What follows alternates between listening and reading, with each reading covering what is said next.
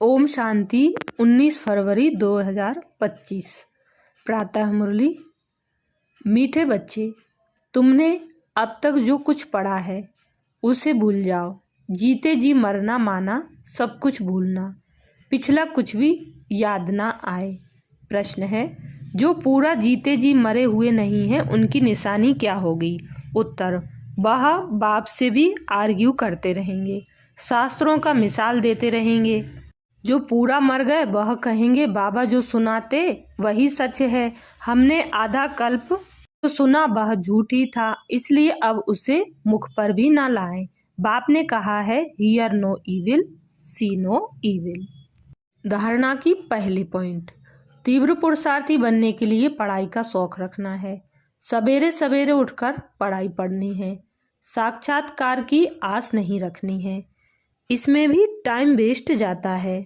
दूसरी पॉइंट, शांति धाम और सुख धाम को याद करना है, इस दुख धाम को भूल जाना है, किसी से भी आर्ग्यू नहीं करनी है। प्रेम से मुक्ति और जीवन मुक्ति धाम का रास्ता बताना है। वरदान, सदा सुखों के सागर में लवलीन रहने वाले अंतर्मुखी भव। डिटेल है, कहा जाता अंतर्मुखी सदा सुखी। जो बच्चे सदा अंतर्मुखी भव का वरदान प्राप्त कर लेते हैं वह बाप समान सदा सुख के सागर में लवलीन रहते हैं। सुखदाता के बच्चे स्वयं भी सुखदाता बन जाते हैं, सर्व आत्माओं को सुख का ही खजाना बांटते हैं। तो अब अंतर्मुखी बन ऐसी संपन्न मूर्ति बन जाओ जो आपके पास कोई भी किसी भी भावना से आए अपनी भावना संपन्न करके जाए।